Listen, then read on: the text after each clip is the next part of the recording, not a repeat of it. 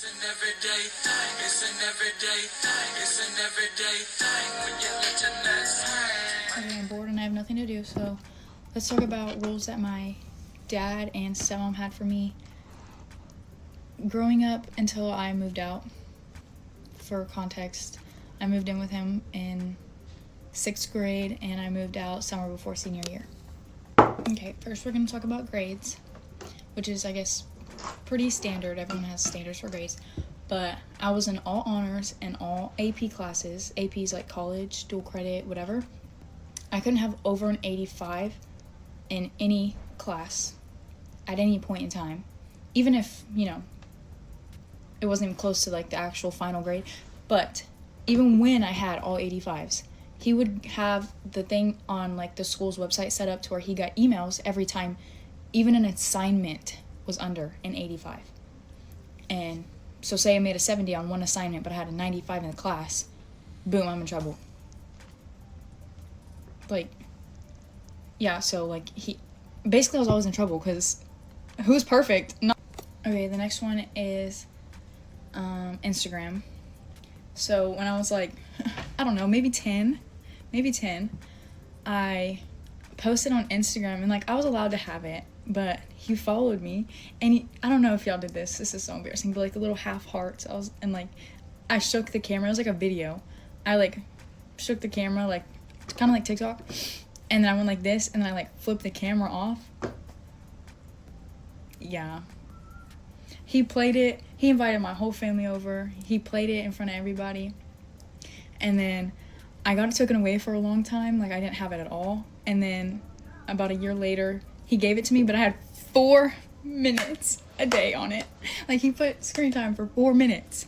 What am I going to do on Instagram for 4 minutes? So every time I wanted to make a post, I was like, I'd go on my camera roll, get all of them close together so I don't have to scroll through, like, so, put them all to where they're right there, figure out my caption, and I'd, like, do it, post it, and get off of it. That's all I could do every day. Like, so, if you were texting me on Instagram and I wasn't responding, that's why. Okay, another one, parties. I'm not a partier by any means, but in their eyes, a party is basically any time where there's a group of people hanging out. So, oh, you have a friend group? Oh, that's a party. Okay. So I just wasn't allowed to go. I just didn't go. It wasn't that bad because I kind of just gave up and stopped asking. But like if there was more than 2 people, more than 3 people, it was a party. There was guys and girls, it was a party. Even though most friend groups have guys and girls in them. Yeah, I wasn't allowed to go to that, so. Okay, jobs. This one has some, like, context. Let me know if y'all want a story time about that. But basically, when I was, like, 15, my dad bought me a car or truck. It was, like, we had to work on it, and we did. And then I did something I shouldn't have, whatever. All teenagers do. He sold it. And then told me I had to buy my own. Okay, that's fine. So then I get a job, and when I tell him about it, he was like, who's gonna take you there? I'm sorry, what do you mean? Yeah, so basically, he complained about taking me to the job that I only had so I could buy a vehicle. Yeah, and then the whole time I had the job, he complained because I was never home. Even though after I bought my vehicle, I had to pay for the insurance and the gas and all that for it. So yeah, like, he wanted me to have a job, and he liked saying that I had a job, but he complained about it because I wasn't home helping him, and I was at my job. Okay, Snapchat. Yeah, I don't know where this one went wrong.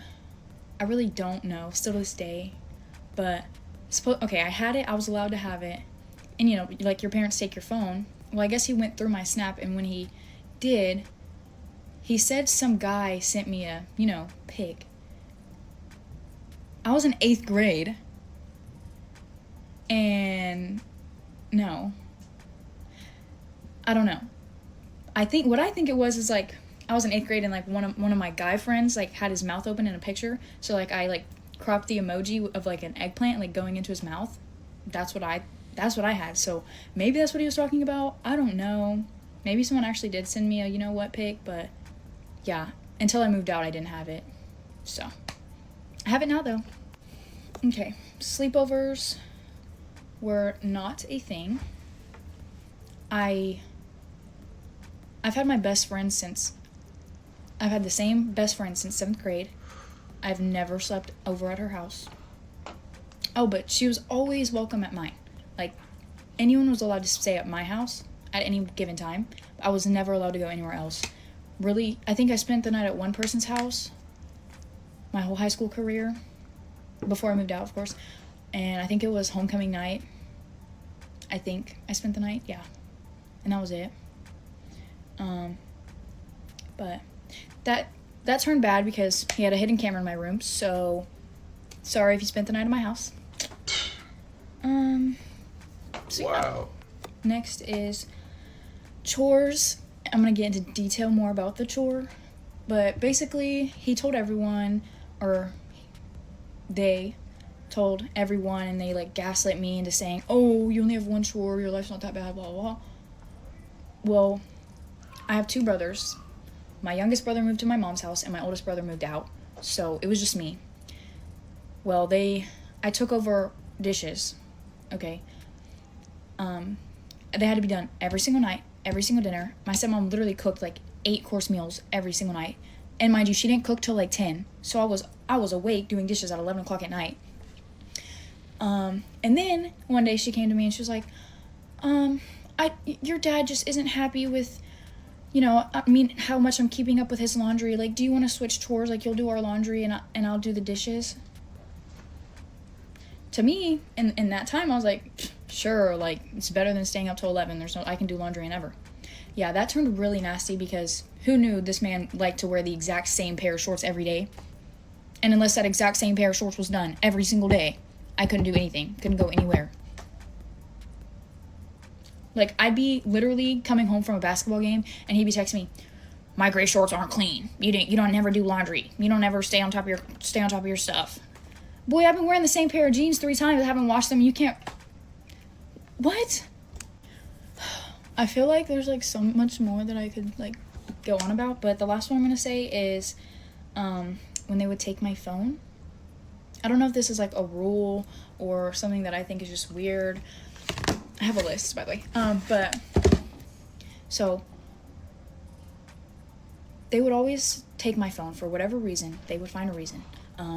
They didn't like what we were talking about, or I disagreed with them, or they said I rolled my eyes at them, or I didn't come home at the right time, or the right pair of their socks wasn't clean. So they would take my phone.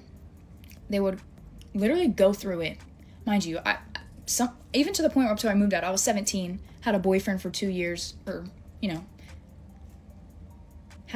have had boyfriends, and they're going through my camera roll.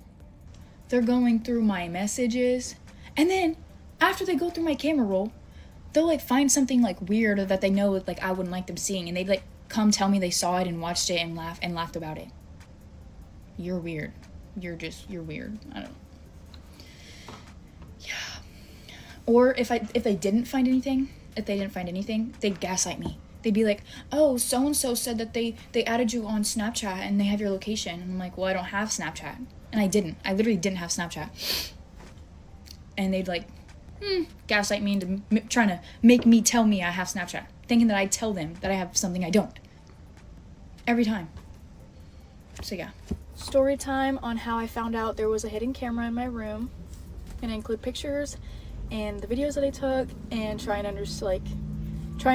help y'all understand what was happening, like the context. Just bear with me. Okay, so I lived with my dad from 6th grade to the summer before senior year when I moved out. My mom, for context, lives in Washington State.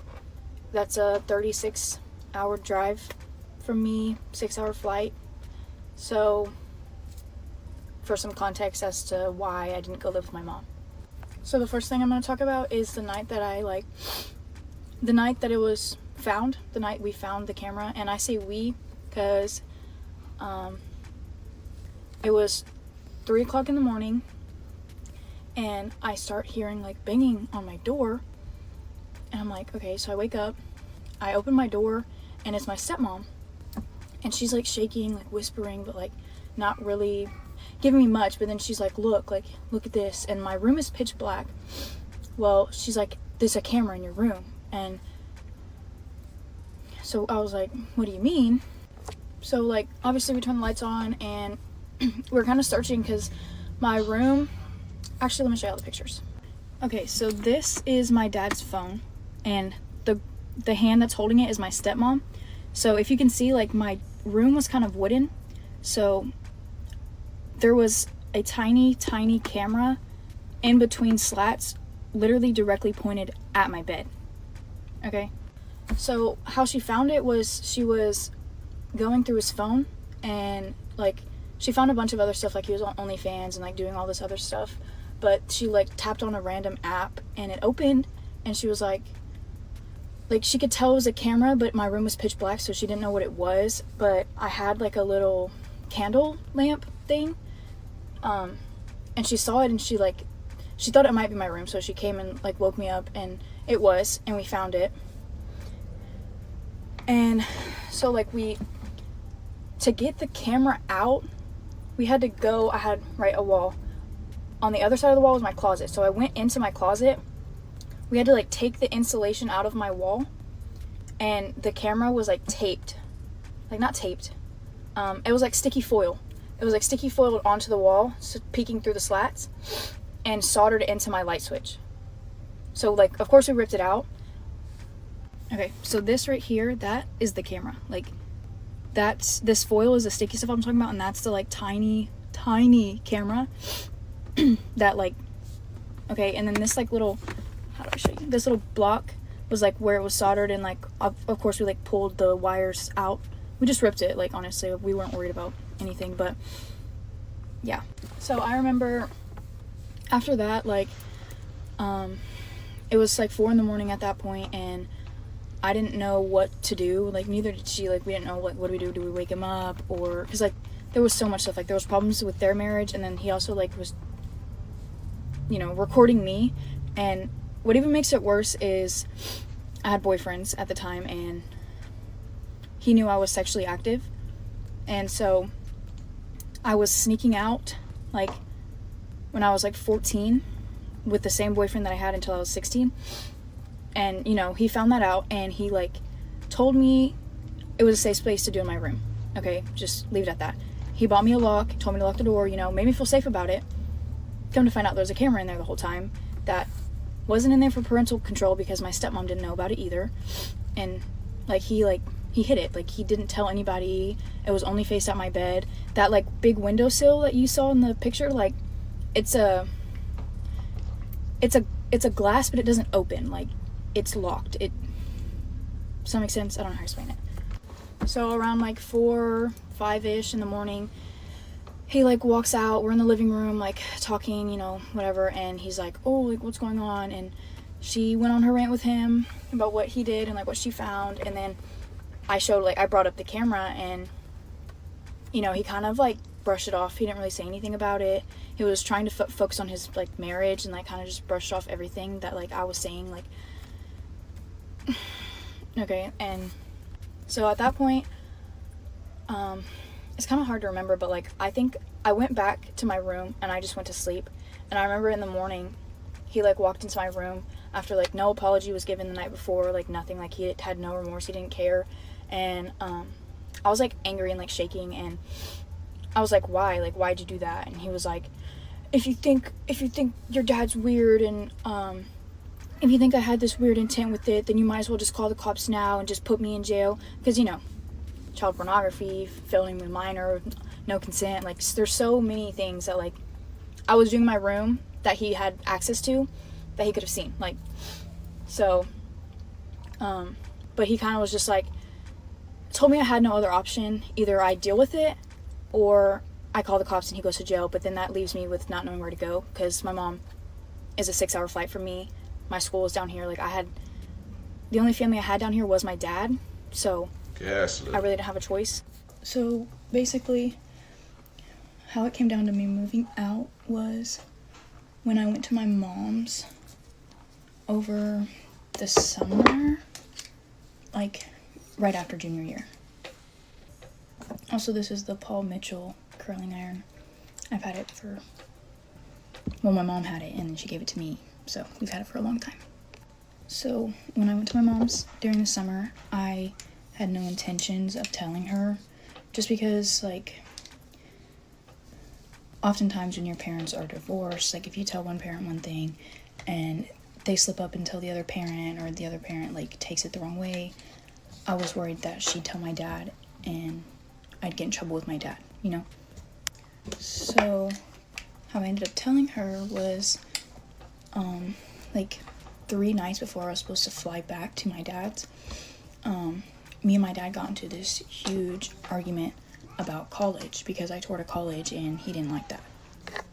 So after the argument, you know, like, I'm clearly, like, upset, and, like, I'm, like, acting different, and my dad starts texting my mom, and so she's, like, my mom kind of starts getting, like, angry towards me, thinking I'm trying to, like, start an issue where there's not one, because, mind you, she doesn't know about anything.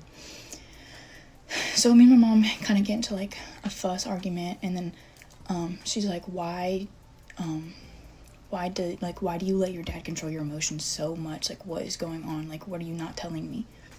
And so in that moment, I kind of, like, I knew I could tell her.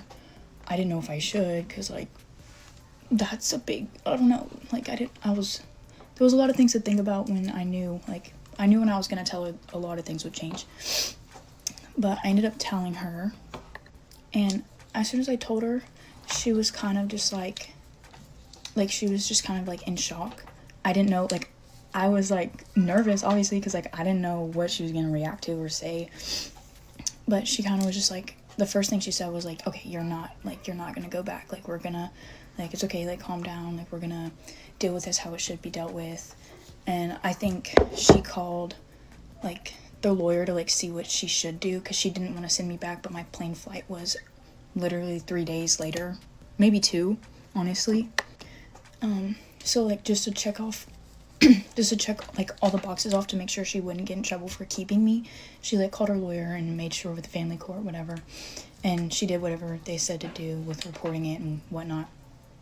But at that point, whenever she told my dad she knew, like, my dad started blowing me up, like, cussing me out, blowing me up. So, like, at that point, I kind of was like, Mom, like, I don't want to talk to him, like, I don't want to text him, I don't want him calling me, like, he's, like, every time his notification popped up on my phone, like, my heart, like, started racing. So not long after that, like, I blocked him and my stepmom, and I, like, cut off ties.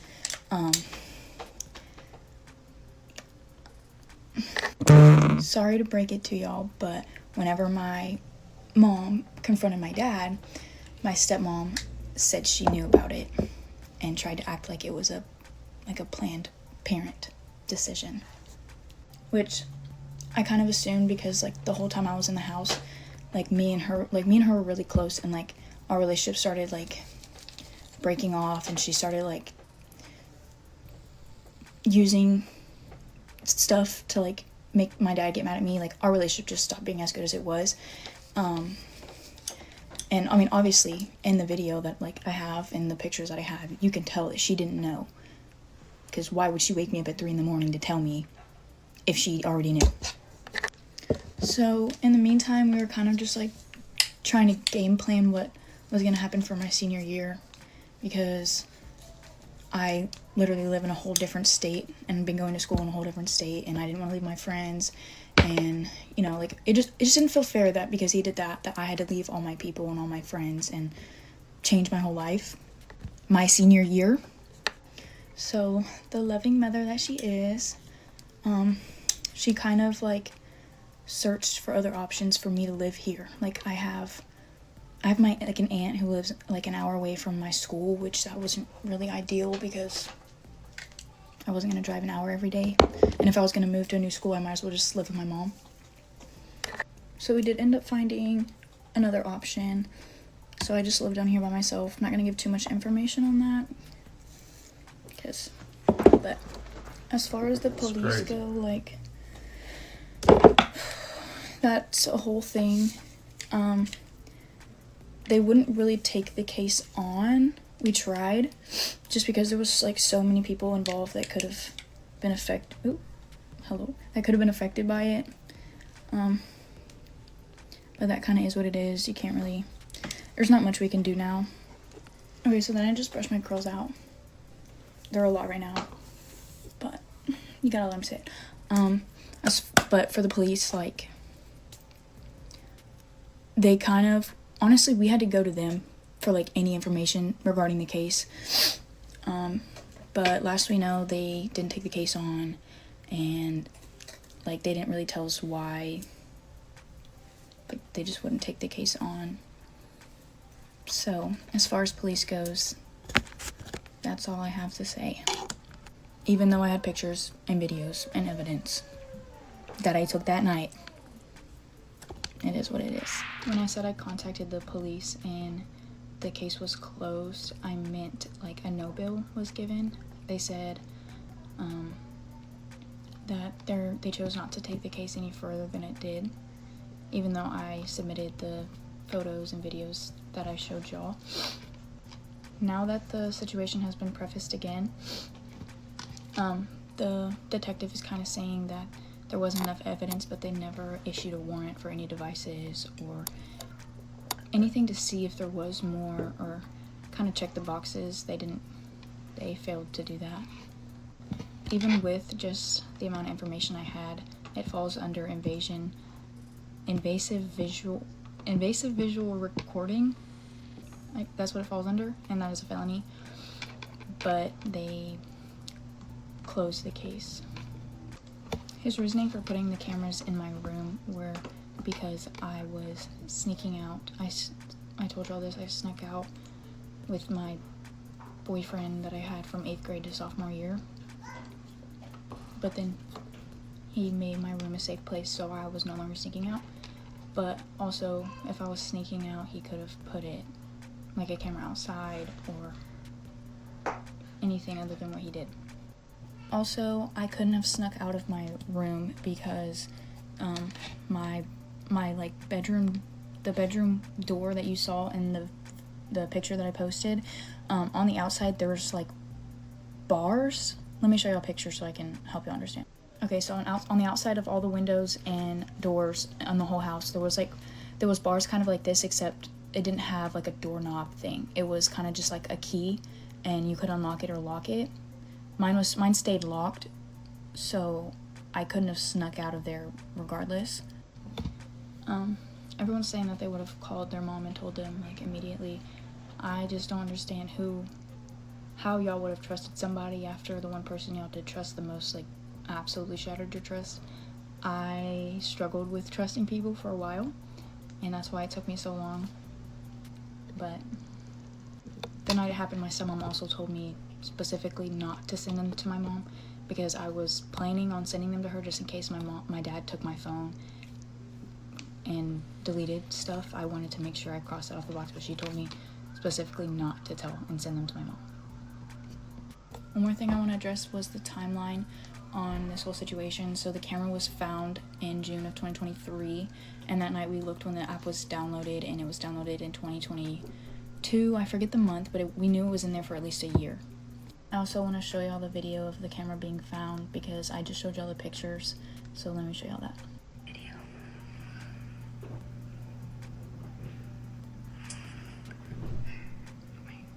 That's your flash. So what y'all saw was my dad's phone, my stepmom's hand, and my flashlight on my phone, like looking. And once we saw a little camera in between the slats, and the flash on my phone was in the thing on my dad's phone. The support from this has been amazing, and I love all the people who have reached out to me and offered support, or if I need anything, as well as all the people who's told me they've been through a similar situation. I feel for y'all, and y'all aren't alone. And y'all should speak up. It might be hard, but speaking up honestly has been one of the best things I could have done. Now that I did it, it was really scary because you don't know how people are going to take it, or who's going to side with you, or what they're going to say about you. But at the end of the day, some things, there's nothing someone can say about you to justify. So What it do, everyday people, man? It's your boy PJ. Today we back with another lit video, back in the confessional. And yes, we stay in lit, big dog. Shout out to my everyday people who rock with me every day. Shout out to my homeboy Lucky Wills and Deers. My boy keeps it lit. Check out his YouTube channel, Lucky Nation Station, man. Where he keeps it lit, man. Hey, hit that links down below. We got HiveMindLabs.com. I appreciate everyone who has hit the link, man. Shout out to y'all for keeping it trill with your boy. I want to give a special shout out to Deanna. Shout out to you for the Cashapp. You know what I'm saying? He keeps it lit, man. Yeah, man. Hey, we're gonna keep it lit, man. As a father to multiple women, find this very disturbing that not only would a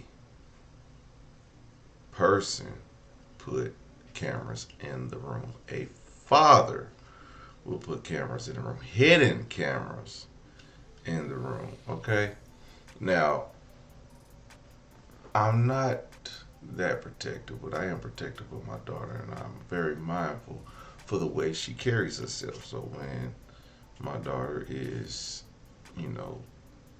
wearing some shorts that I deem inappropriate just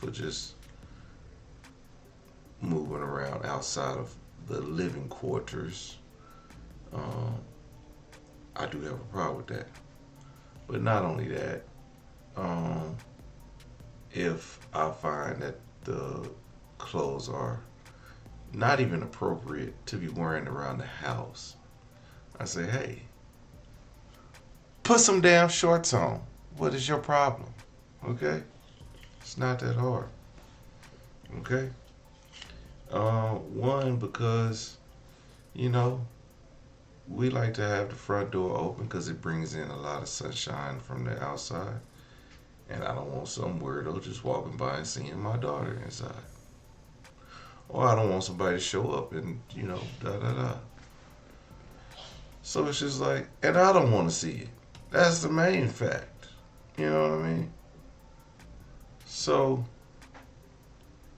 and I do got cameras inside the house in respectable places, like the hallway, like the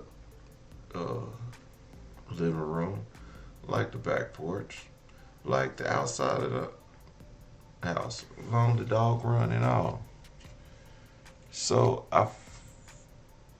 but to put it in a room, I wouldn't even put it in my room. I was watching a video one time and it was like, somebody was like, why don't you have a camera in your room? Why would anybody want a camera in their room? Now, if my daughter was 6, but if she's a teenager, I'm not putting the camera on. I mean, and if there were a camera, it would be visible to let her know, yes, we watching, but why do I need a camera in there? When she gets dressed in there, her friends are in there getting dressed. I'm not putting no camera in my kid's room. So I think it's very absurd that there's no excuse for it. It doesn't matter. It's invasion of privacy at that point. If you want a camera in your room, be my guest. But when you don't put it in your child's room, that people hack this type of stuff. He wouldn't know that. Something tells me he wouldn't know that. But something does tell me he does. Something tells me he's a weirdo. So, and then the stepmom just taking up for the stepdad is crazy, and they're still together. That's absolutely insane that the stepmom would just, why? Because, it was all good when, she was catching him doing something because they were on the outs. But then, all of a sudden now, because the mom is getting involved now, oh, well, we did it to protect her. No, you a creep too for defending this creep. Like I was talking to somebody just the other day, and they were defending somebody who was blatantly lying, and I said, why would you put your credibility on the line for somebody who's lying. That makes no sense. You, in fact, are being a fool for somebody else's foolish ways. That's insane. Well, you know,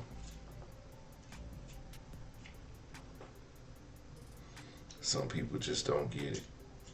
Some people think that these things is games and that you could just play with people. But I'm glad she got away from her father. It seems, I'm wondering why she didn't stay with her mom. It wasn't just because they got a divorce, and it was more than that. There's a reason why. And I don't know if the mom was either unfit or anything, but I believe it was something more than just the normal divorce, and the kid went to go stay with the mom. So we'll have to hear more on that story, but this whole story was wild. Father's a dirtbag, a weirdo. Like, I don't see any excuse that he can make or come up with to justify what he's doing. Anyway, his name is Chase Wiley out of Lake Jackson, Texas, owner of a skating rink in Clute, Texas. So, nobody's really put him on blast, but I think his daughter, he has been made aware that his daughter made this video, and now he's probably hiding everything. So everyday people, and also, if the police go get his phone, doesn't matter if he deletes it. The only way it would have not shown up is if he would have uploaded or had enough store, if he would have ran out of storage again. Because the reason why the FBI is able to recover deleted things that you get off the internet or on your computer or on your phone, the reason they can get it is because just because you delete it, yes, it frees up the space, but it doesn't actually disappear. What it does is free up the space to be overwritten again. It's kind of like a cassette tape. If y'all don't remember, recording over like a cassette tape, like, so you record over like your mama's Temptations tape, and when you record over, you can kind of hear the Temptation song in the back. If y'all don't know how to record over regular tapes, you know, it's an old school way to put some tissue at the bottom so the thing can record whatever. Anyway, so it as long you could delete the space to free it up, but it just frees it up to be overwritten. So anything that isn't overwritten, they can recover, and that is how it happens. It's not like the police just have no way of getting this stuff. It's just made to be overwritten, which will in turn like delete it out of there after something has replaced it. But anyway, that was it. Science lesson for the day. Everyday people, like, comment, subscribe, and holler at you later. Peace.